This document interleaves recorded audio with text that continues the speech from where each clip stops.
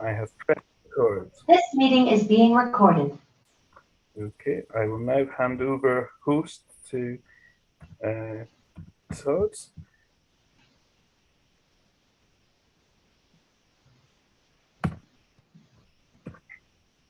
All right, thank you.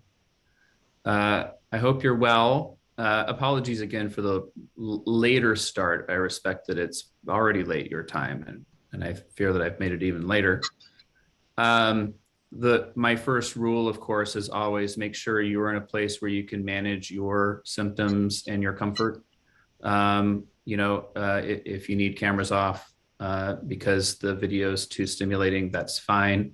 If you need to be reclined or laying down, please do that. I always try and set that out as sort of a rule up front that I want people to be comfortable and to engage as they can. As Ben's already mentioned, I will be kind of talking during the chat. I'll kind of give a bit of a structured talk and then leave plenty of time at the end for questions. I am perfectly fine if you shoot up a hand during. I don't feel the need to keep things completely rigid. If you have a question that you don't have the energy to articulate verbally, feel free to put it in the chat or contact me later. I am perfectly fine with that. I will put my email in the chat a little bit later on to make sure that we can stay connected.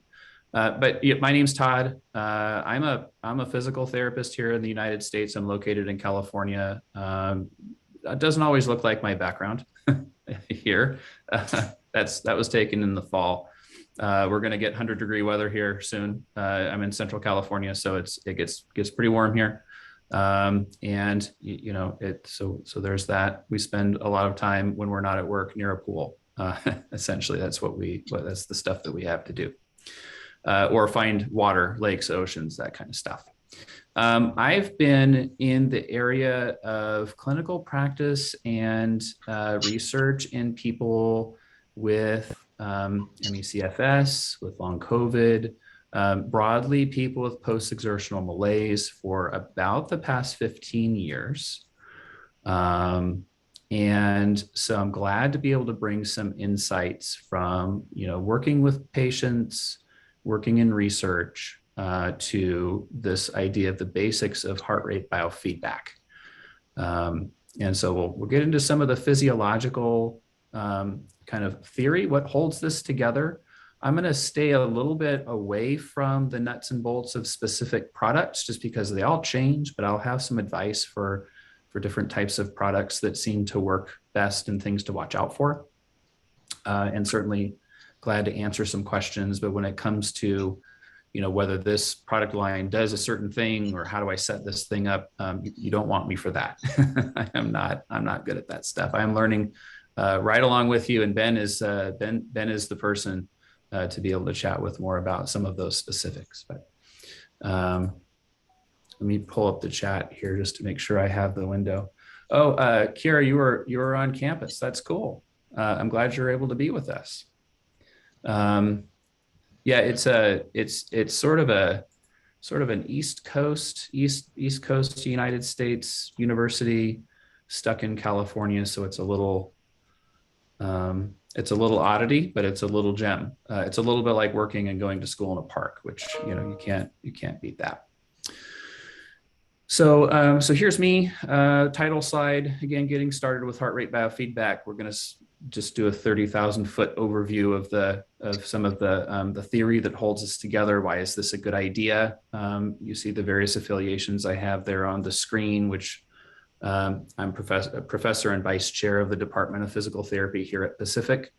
I'm also have been a research consultant with the Workwell Foundation for about the past dozen years.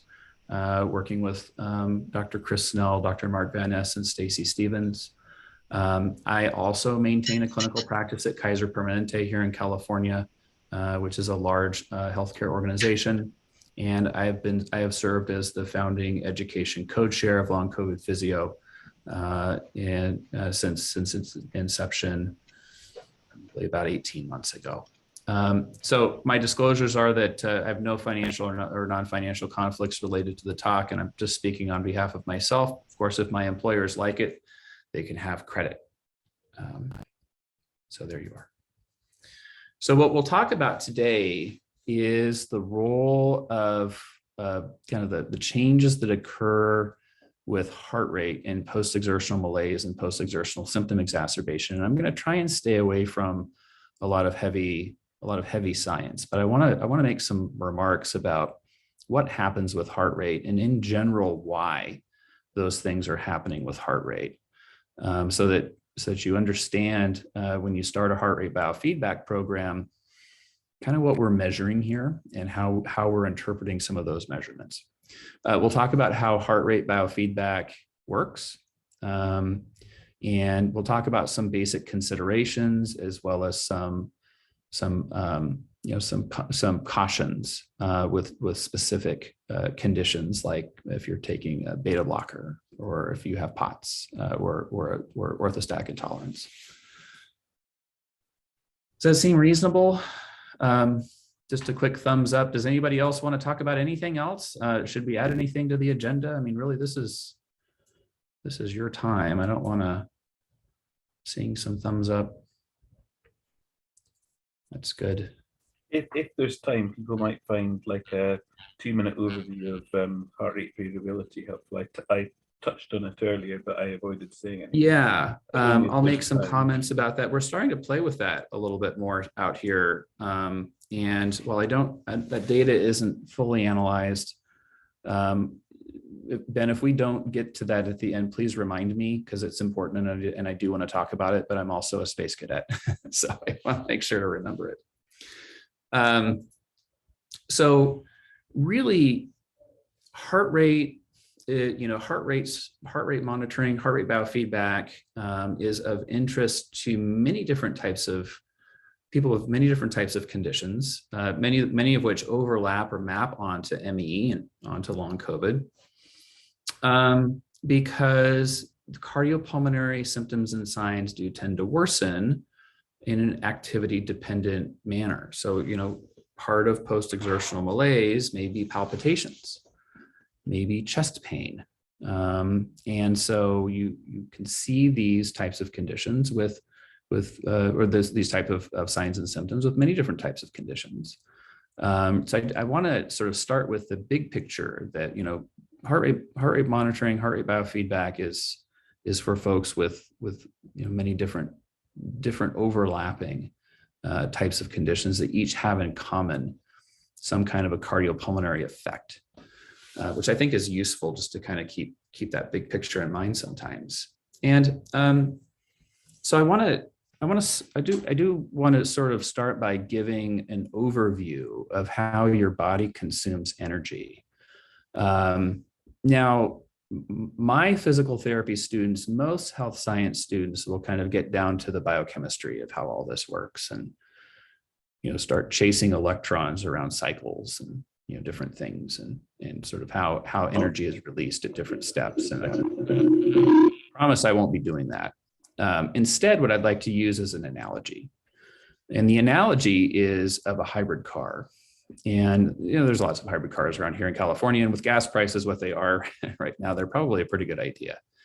But human bioenergetic pathways are a little bit like a hybrid car. And so, hybrid cars have two different fuel sources. They have a battery and they have a gas motor. So they have both. That's what makes them the hybrid. And the battery is good for things like getting around town, slow speeds, flat surfaces, stop and go traffic.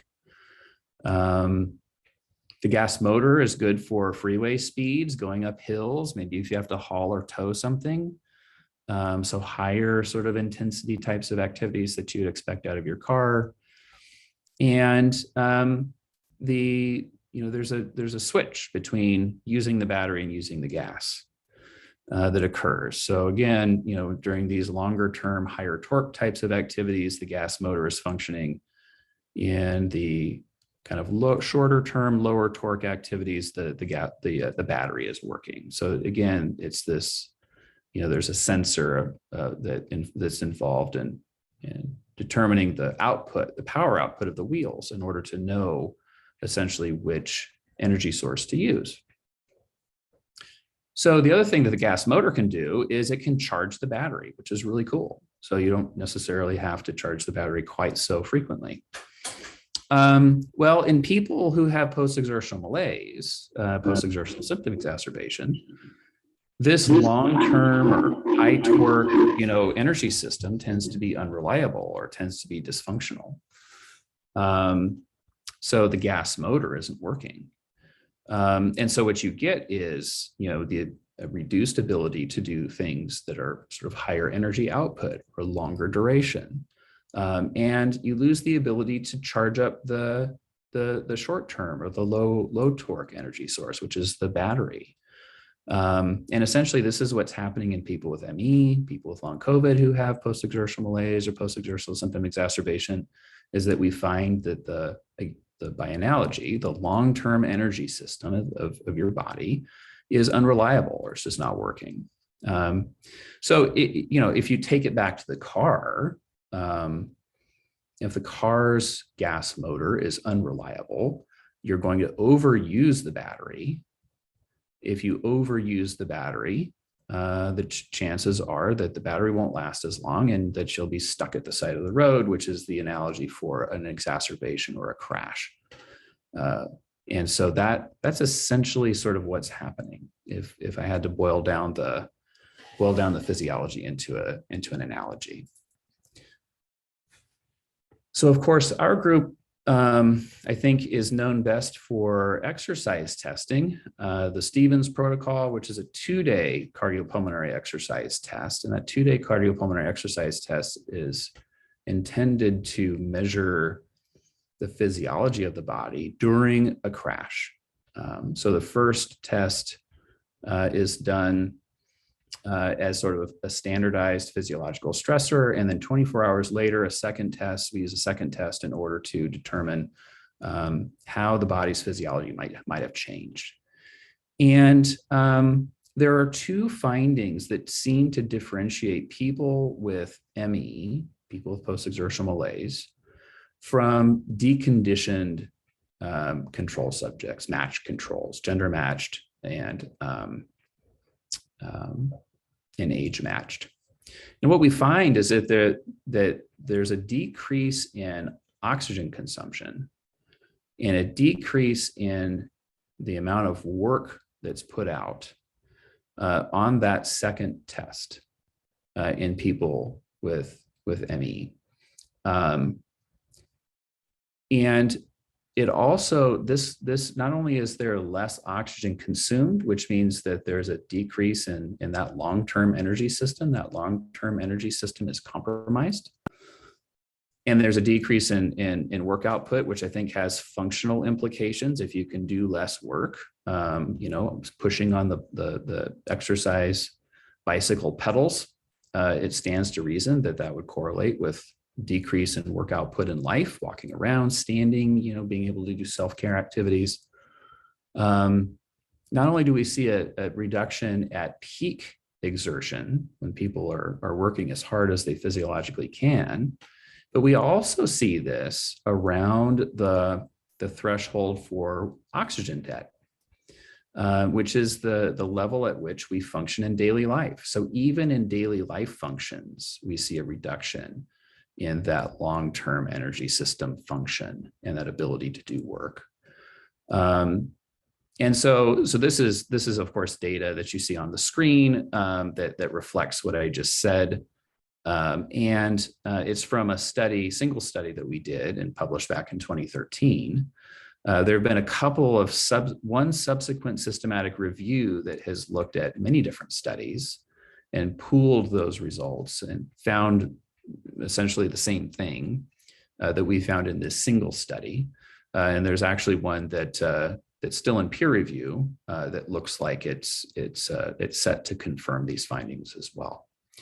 So this is a pretty well characterized finding in people with ME, and I think would generalize well to people with post-exertional malaise more broadly.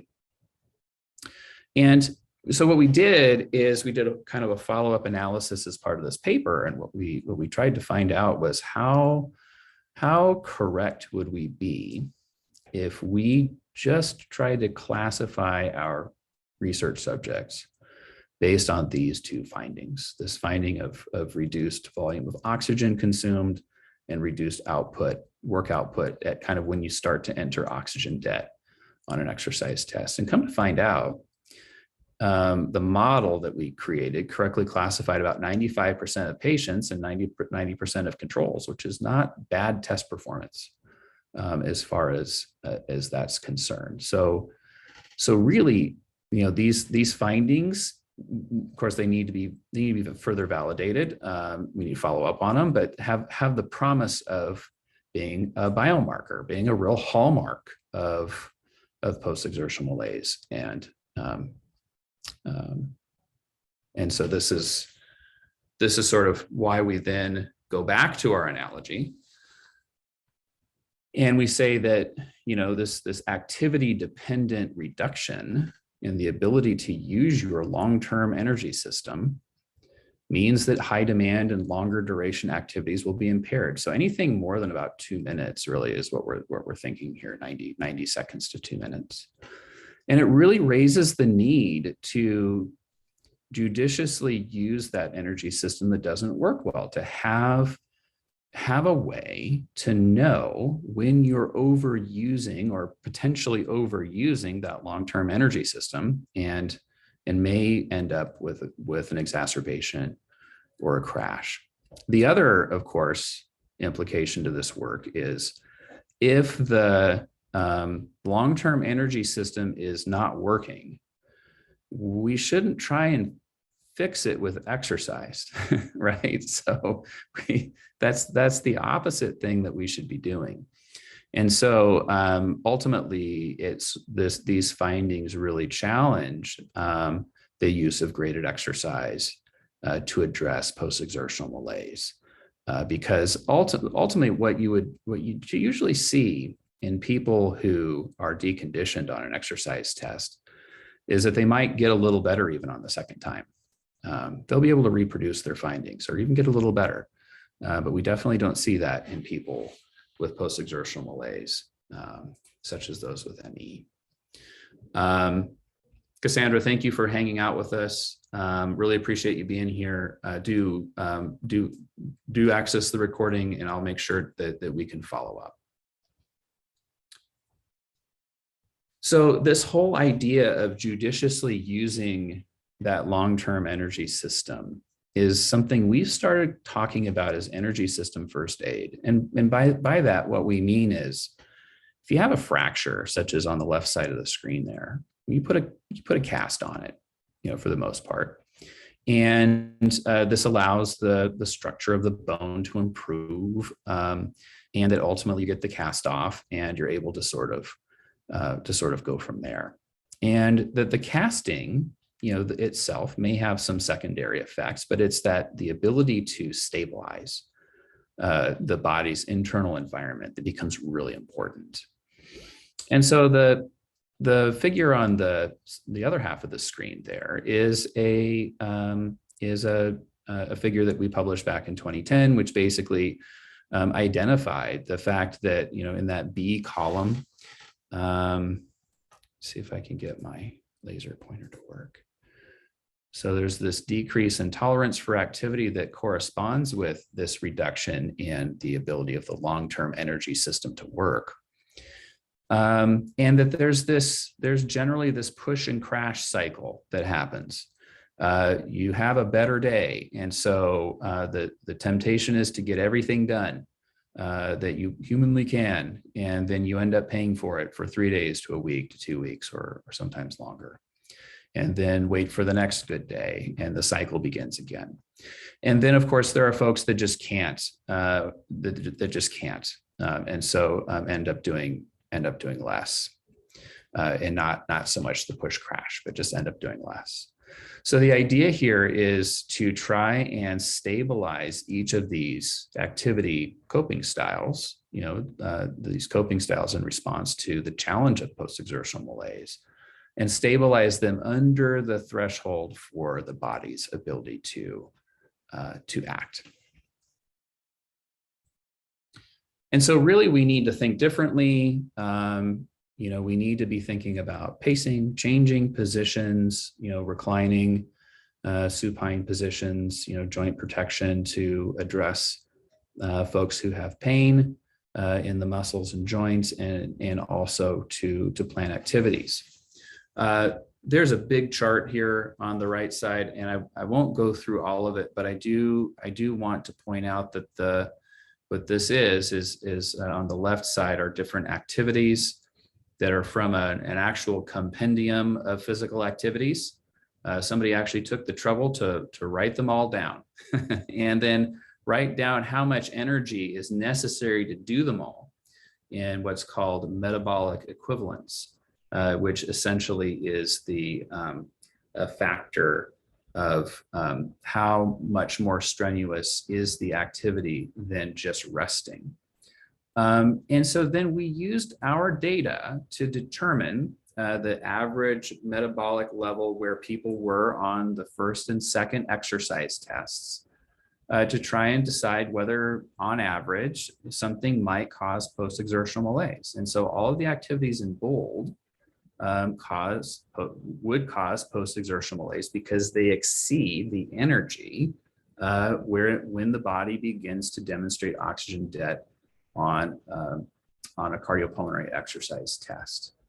And I further want to point out there are certain activities like sweeping and vacuuming where on the first test, based on the energy output, the output of the patient, they would be able to theoretically do the activity on the first day, but not on the second day, because that volume of oxygen that they consumed came down sufficiently to suggest that they would have exceeded oxygen debt to do sweeping and vacuuming the next day. So this really kind of gets at this whole idea of the ability to do the next day's activities really depends on what you did the day before. And we see this pattern in the physiological data, just as we see this pattern in the valuable information that patients give us.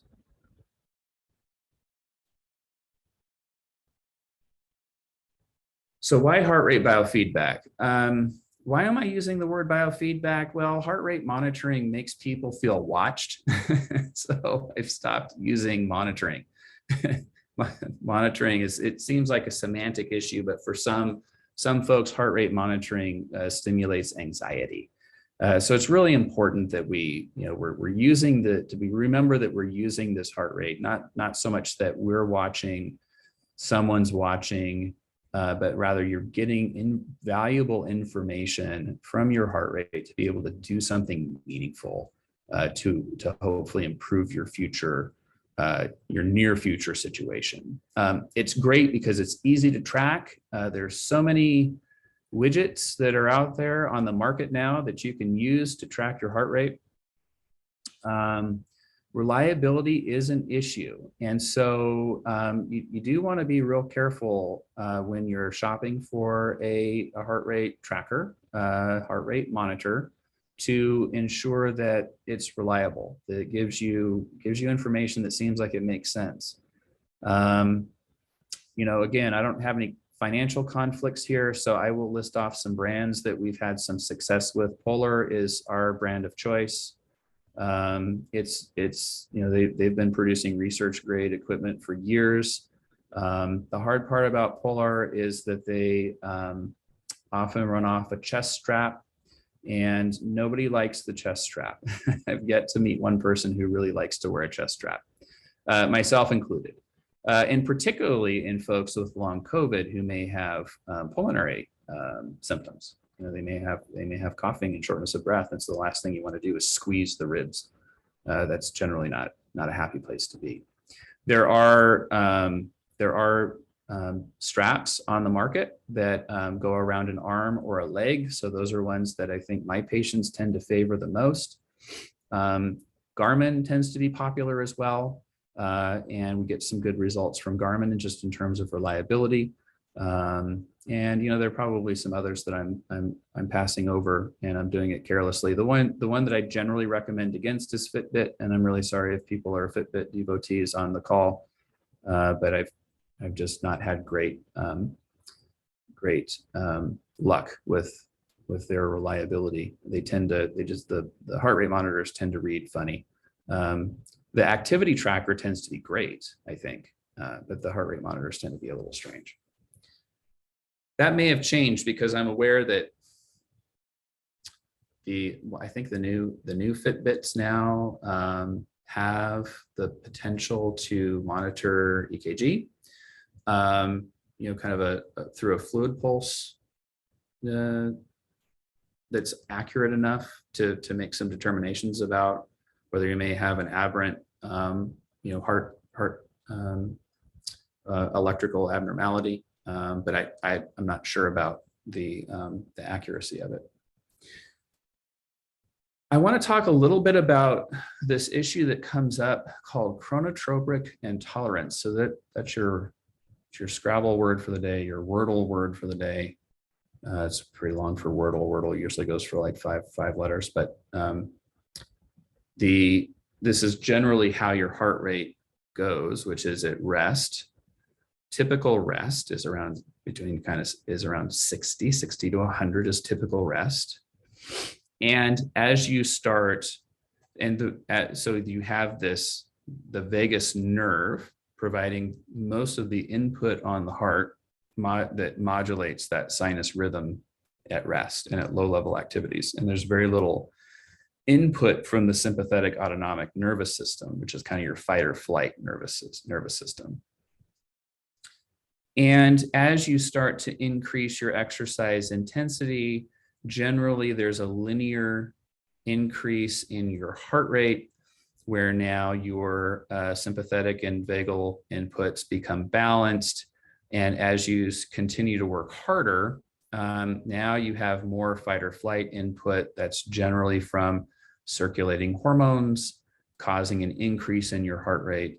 And that vagal input, the input from the vagus nerve, which is sort of your rest and digest division, goes down. So that's generally what happens, is this linear increase up until like this maximal value, this kind of physiological maximal value. What we find, however, in people with ME, and extrapolating those findings to people with post-exertional malaise broadly, is that the heart rate tends to be blunted. So it follows more of this dotted line. It's not that the heart rate doesn't go up, it just doesn't go up as much as we see for a typical response. And so what this suggests, of course, is that there's a reduction in sympathetic input, or there's a resistance of the heart to sympathetic input. But I think the literature is convincing enough that really it's a decrease in those circulating hormones that has to do with this decrease in heart rate, or rather a blunting of heart rate with activity. So the difference here, the shaded difference then, is what we call chronotropic intolerance. That the heart rate just doesn't go up as much as we would expect. And that what's notable here is that it's not just that we have the heart rate not going up as much, but we also note that people are symptomatic. So they have post-exertional symptoms during this time. And we also notice that this blunting is more on a second test given 24 hours after a first test. So this blunting tends to be activity dependent that we see as well. So I wanted to bring that up because it's sort of one of the hazards of interpreting your heart rate. We don't see it as a big issue, but it's something to kind of keep in mind, that people who have post-exertional malaise tend to have this blunted heart rate response to activity. And so that kind of justifies a few of the numbers I'm going to give you in a couple more slides. There are various methods to calculate this oxygen debt number, this ventilatory anaerobic threshold number, this number at which above which the long-term energy system will predominate. And we kind of want to stay away from using that, or we want to use it judiciously. And so the first number is 55% of your age predicted heart rate maximum. You can use a calculator to kind of figure that out. For men, it's 220 minus age, and then we take 55% of that. For women, it's 206 minus 88% of your age, and we take 55% of that. That's sort of the first heart rate number that we ask people to watch. Or you can take your resting heart rate, which is the heart rate kind of right before you wake up. That's the classically defined resting heart rate, and then add 15 beats to that. And you'll end up with two different numbers. And I'll explain how to think about those two numbers here in the next slide. But what we try and do is we try and calculate that number low, and then maybe we can increase it a little bit if you're noticing some good results, but the heart rate seems too restrictive. What we don't want to do is be in a position where we ask someone to go to great lengths to stay under a number and have that number not be low enough, so it wouldn't even have a theoretical chance at being effective. So we tend to shoot low. Now, there was a paper that was put out last year, I believe, that looked into the 55% of age predicted heart rate maximum, tried to correlate that with this ventilatory anaerobic threshold heart rate, or this oxygen debt heart rate. And what they found was that our numbers substantially undershot, we're under consistently under the ventilatory anaerobic thresholds from their data set. And so basically the authors called into question whether these were good numbers to predict ventilatory anaerobic threshold. And we kind of read those findings and went, great, that's fantastic. We didn't really want to predict ventilatory anaerobic threshold. We wanted to be under it. And so thank you for letting us know that we did what we hoped to do. So that turned out to be helpful. So here's how I contextualize those two numbers that I just gave you. Activities introduce some level of oxygen debt, and we all have different credit card limits, on our energy credit cards and interest rates. So I might not be able to run a marathon tomorrow. I won't be able to run a marathon tomorrow. And it would take me forever to pay it off. If I'm climbing up the stairs, I might get a little out of breath for a few steps. I might need to kind of stop for a minute and tie my shoe, get a drink of water, and then I'm fine, right? For a lot of people on the call, climbing the stairs, that might be it for the day or the week, or it might not be possible. So again, the limits and the interest rates associated with being able to run up and pay off your credit card are different. And what about my fit students? My students who are out there who could run a marathon tomorrow if they wanted to. They'll get to the top of the stairs and just keep bouncing. And they'll have to wait for me because I'll tie my shoe or get a drink of water. So they have no limit really, or no, their interest rate is quite low, and they pay off that oxygen debt quickly. So the idea here is to frame up those two numbers using this credit card analogy. So you can use the 55% of your age predicted maximum heart rate to sort of pay the minimum balance, pay as you go, balance your credit card. And you won't run up additional debt because this number will keep you from exceeding that oxygen debt threshold. And so that's one way to handle it. If you're in a crash, sometimes maybe you want to make double payments, and that double payments would be the rest plus 15 beats because it's a lower threshold. It will be more restrictive. It will definitely keep you away from that oxygen debt threshold. And then some folks use their heart rate monitors to pay ahead before they know they're going to have a big maybe session of activity or series of activities to be able to rest. And sort of so there's another potential use for those two numbers. So I just wanted to give you an idea of how we think about those numbers, that, you know, when to apply one versus the other, and I hope that's helpful. So there are some special considerations to go over. You know, some folks do have postural orthostatic tachycardia syndrome, or POTS. Some people have an increase in heart rate that doesn't meet the clinical criteria for POTS, but definitely, like, there's some instability with the heart rate, tends to be all over the place. You know, you sit up, you stand up, the heart rate spikes to levels that are that we wouldn't expect, higher than we would expect.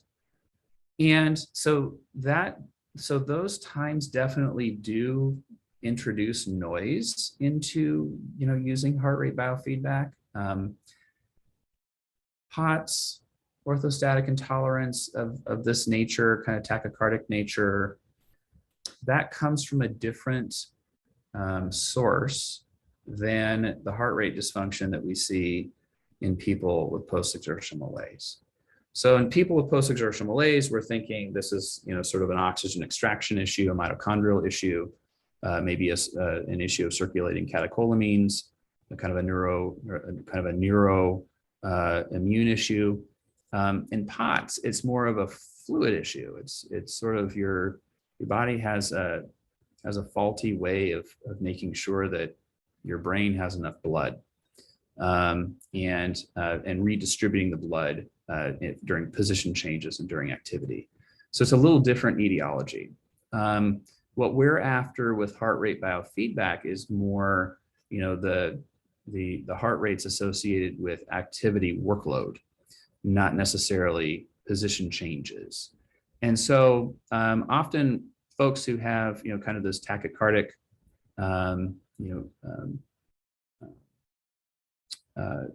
orthostatic intolerance, we invite you to kind of not pay attention to that first kind of those spurious beats when you first change positions. If your heart rate does come down, to try and identify when your heart rate does come down after a position change, and kind of maybe pay attention to those values a little more carefully than the spikes. That's not to say the spikes aren't important, but they're important for different reasons. And what we find, at least what we found informally, is that because heart palpitations tend to be part of a crash, you know, this part of post-exertional malaise, as folks pace and tend to have a little bit better handle on symptoms, then the spikes also may reduce. Again, your mileage may vary. That's nothing that we've measured formally, but sort of informally, we've noticed that. The other special consideration for heart rate biofeedback is being on a beta blocker, you know, partially as a result of the tachycardic, you know, orthostatic intolerance. And what does that do to the heart rate at anaerobic threshold, or heart rate at oxygen debt? And the findings are mixed. Beta blockers are intended to bring your heart rate down. That's pharmacologically what they do. At high doses, they will definitely bring down your maximum heart rate, but they may have mixed effects on your VAT, ventilatory anaerobic threshold, your oxygen debt heart rate.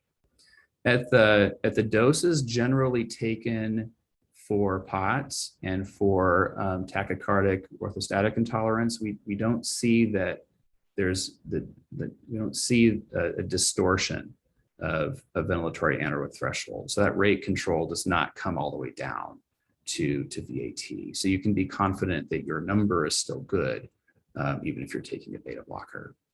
At the general doses that we see for orthostatic intolerance. Let's see here.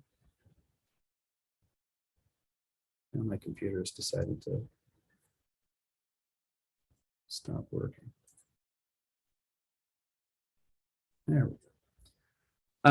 I want to go back to Ben's question about heart rate variability before we pause for a discussion here, and hopefully everybody's is hanging in there okay. So we've started playing a little more with heart rate variability. Heart rate variability is the ability of your heart to change its rate during different contexts. So you want to be able to raise it when you need it. You want to be able to lower it when you need it, when you need to lower it, right? And so you want high heart rate variability. And there's different ways to measure heart rate variability. Generally, they're measuring it on an EKG waveform from peak to peak, but that's not the only way. Heart rate variability on these fitness monitors tends to be very accurate from a chest strap, and it tends to be a lot dicier from kind of the periphery, because what you're doing instead of measuring the electrical activity using a chest strap is you're measuring a pulse wave and trying to identify, heart rate variability through a pulse wave. And you can imagine all of the different factors that may confound the ability to do that. Like if your hands are cold, or if you don't have great, robust peripheral pulses, and different things that could challenge that. So just bearing in mind that different trackers will measure heart rate variability in different ways, and with maybe varying accuracy. But what we've noticed is that, and your mileage may vary with regard to specific numbers, but we've noticed that, in people who maybe just do a 2-minute sample in the morning, before you do anything else, just put on your monitor, put on your chest strap, put on your arm strap, and measure heart rate variability for 2 minutes and take that number. We find that people who are either in a crash or have a crash impending tend to have a lower number than on better symptomatic days, which are higher. Again, we want high heart rate variability. We want very much variability. When there's less variability, that suggests autonomic dysfunction that may be occurring, even maybe portending a crash. So the way we've been playing with this is of course to just get a sample in the morning. Again, that 2-minute sample, and see what your number is. And you may need to track that number because it tends to be pretty individual. We have some, as I mentioned, we've extracted some data that we're analyzing right now. So we're trying to nail down a little more specifically what those numbers maybe should be, and so forth, and what the effect of exercise challenge is on those numbers, but we're just not quite there yet. So, Ben, I hope that covered that. I think I'd maybe say that we're, in the background, working with someone who's developing stuff in this area, and there might be opportunity for members to be involved. And with the heart rate monitoring, the devices are quite cheap. The devices you'd need for heart rate variability are more expensive, but there might be funding for that for people who are interested. But all I would just say is watch this space. If you're somebody who, some days you do things and you get away with it no problem, and some days you do things and then you pay for it the next few days, and you don't really know why, then it might be heart rate variability is something worth exploring, because it might really be helpful in your case.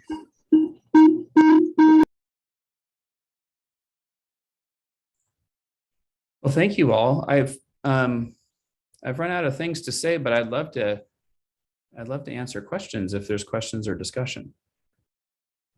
Just ask if people can ideally put their emoji hands up, then Todd can choose who to speak. But if you don't find that easy to do, Sorry, I can't. I've lost my video link. Is this my sound?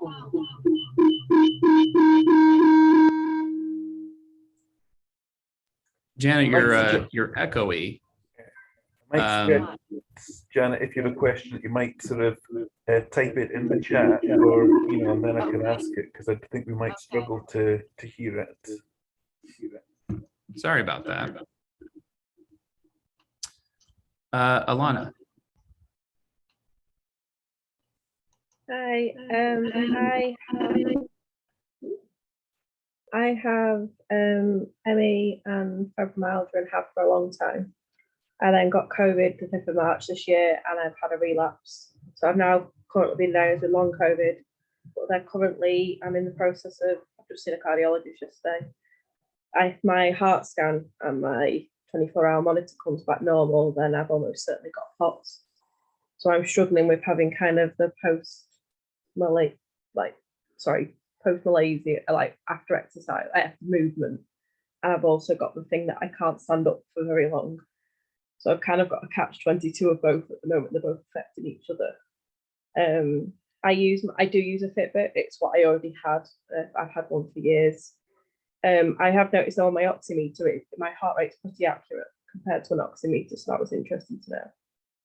But it reads the heart variability at night, mine. That's what it does. It seems to read them overnight. And I have noticed on the day after I've had like a really, or like the day I've had a really bad day or the day after, my heart variability will plummet and go like quite a bit lower. So you'll end up with a graph that'll just drop. And I can literally look at the day and go, oh, that's the day that this happened. So it's interesting to know that that's being picked up in science now as well. Not just there's definitely something to that. And I got to tell you, we've learned so much just by listening to patients. Imagine, right? Hey, look, my Fitbit's doing really funny things. Is this normal? And you just look at that and you go, wow, we should really check and see if it is. So I'm glad that you're finding that useful. I also, there's a whole host of different things, of course, under the category of first aid, in addition to just monitoring your heart rate. Of course, I spent most of my time talking about heart rate monitoring, but we've got kind of fluid and electrolyte loading, compression, different things that can help with the inappropriate tachycardia. And so really the heart rate biofeedback is a really great tool. And it's a tool that's, we often use in context with other types of interventions, but I really wish you all the luck. Thank you. Another condition to learn to manage, but I'll get there. Hi, Steph. Let me just unmute. Yeah, I've got orthostatic hypertension, so my blood pressure goes high sitting and standing, and so that makes it very difficult for me to. So it's not really my heart rate that's the problem; it's my blood pressure regulation that's the big problem. But I still get post-exertional malaise afterwards, after my blood pressure's been high. And so that's difficult. But what I found, because I did used to monitor my blood pressure and my cardiologist asked me to monitor my blood pressure, but I found it very upsetting to monitor it, because it was either too high and then that was worrying and I was worrying about strokes, or it would go low for a few days and that would be worrying. And then, I was feeling ill. So, in terms of feeding into health concerns and worries about the biofeedback, I suppose I know it's with anything, it's a balance, isn't it? It's a balance of address if people are concerned about, what the numbers mean. And that's my concern. I think it's a really valid concern, Steph. And it's one I've heard from patients before. And I think you're right. There is a balance. I think there's two ways to think about it. First is, if you're constantly watching something and that's causing you anxiety, that's not going to help your blood pressure, right? And it's not going to help your heart rate. So, trying to remember sort of the appropriate role for what we're doing here. This is supposed to be helpful. And if we're finding that it's not helpful, then we clearly need to change something about what we're doing. So that's the first piece to that. And, the second piece is that, clinicians like me who work with patients need to really be able to explain what to do with high and low. And I think the what to do sort of helps a little with the anxiety, gives some tools for when things are low, gives some tools for when things are high, reinforce that, to be helpful. Just slapping a heart rate monitor on somebody's wrist and saying you need to watch it is just not, that's not helpful by itself. So I think there's a lot of context. And so having someone who's knowledgeable, a support group such as this is fantastic. You know, having a knowledgeable clinician who can kind of help navigate that, I think is just really so critical. But I think you raise a great point. Yeah, I mean, I would be on the things where you said it wouldn't be that useful with the two sides. I'm on beta blockers and orthostatic intolerance. So, you know, on the sides where it might not be as helpful as people with more the but you also said it might, you know, could potentially, but might be in a different way. It could be. So maybe not something to rule out, you know, something to kind of keep nearby. And remembering that heart rate monitoring ideally occurs within the context of other treatments that are intended to help with, you know, bringing that heart rate or bringing that blood pressure under control. Thank you. Thank you. Hi, Kira. Hi, Todd. Thank you. It's really interesting. I was interested in when you initially talked about your research and you talked about how you use sort of different ages and different genders.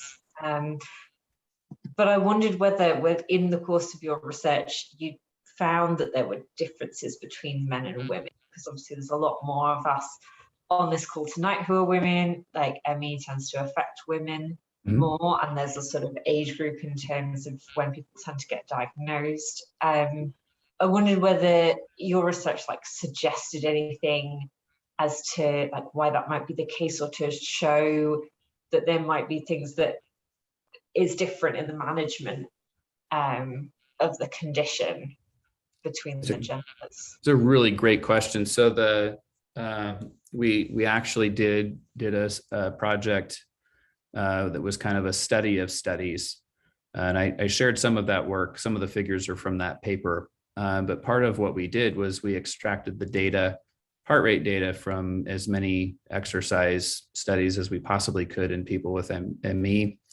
And we identified that there were no differences between men and women, but I will say that men are understudied compared to women in this particular area, and probably reflective of just the demographic that seeks care, you know, reflective of the demographic on this call. So I don't think there's any physiological basis for that. I just think that the data was less. I think it's, pardon me.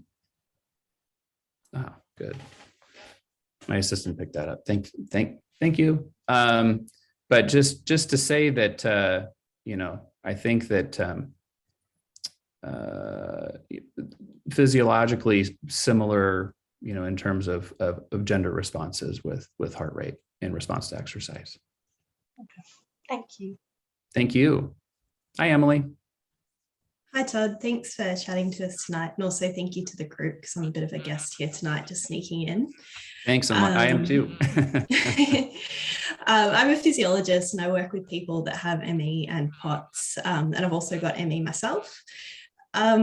And I was really interested in the analogy that you gave around breaking that boom and bust pattern. So looking at it like putting a cast on, you know, broken bones so that you can stabilize it over time. And that's something that I speak to my patients about as well, slightly differently to that analogy, but very much the same. And I was curious, from your perspective, what are you looking at there? Are you linking that to neuroplasticity in terms of giving their body and their nervous system space to recover? And then, you know, expecting to see sort of gradual improvements over time? What are your thoughts on that? Yeah, thanks for that. It's important, and of course we fleshed that out a little more carefully in other areas. But we've never put kind of a pacing activity management approach forward as curative. I don't think that's fair. I think it's inconsistent with the patient experience. I think it's inconsistent with what little scientific literature there is. But we do put it forward as stabilizing, and being able to claw back some quality of life, claw back some function, and above all, to make informed decisions about how to spend your energy on a given day. Because there are going to be days that that you're outside your energy envelope for many different reasons. And often they're a complete surprise. so life tends to confound even the most carefully constructed, pacing program. So yeah, we put this out not as curative, but as kind of analeptic, as restorative. We put it forward as being able to help people predict the future better than they often can presently, and so that they can start making some informed choices. Yeah, amazing. And definitely as both a patient and a practitioner, like I'd never be looking at a curative approach for multiple reasons. Yeah. And heart rate monitoring, like it's a really, really useful tool.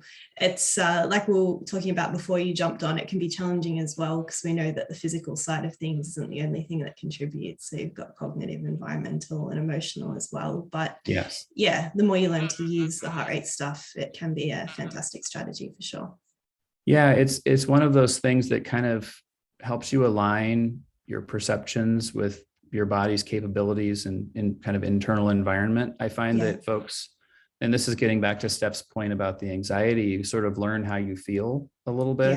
And the heart rate monitor can help train that. So that way you're not having to check it all the time. You're using it as a useful double check.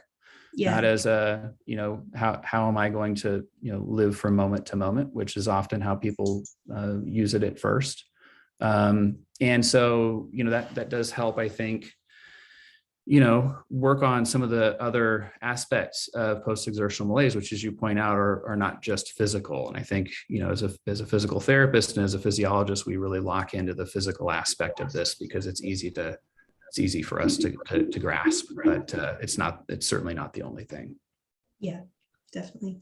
Thanks, Todd. I might get in touch Thank you. with you as well. Really appreciate I'd love your to feedback.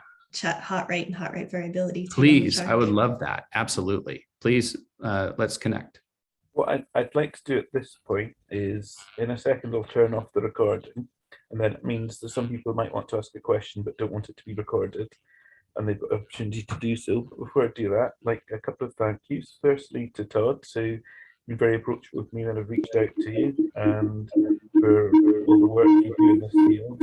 It's a field, unfortunately, where not a lot of people are doing the work. So we're kind of left in this sort of situation where we've been ill a long time, and there's been people who have done some really good work with things like pacing, but it's not kind of had some of that academic backup. So it's very much appreciated what you do, and giving us the time today. And thanks to everyone, because with all of the confusions between different time zones, everything started a bit late. So everyone's been very patient and coping with a rambly thing from me before you got here, and then quite a long session. So thanks both to yourself and everyone for coming along. I'm now going to turn off the recording, and then if anyone has any questions they might want to ask without being recorded, they've got opportunity to do so.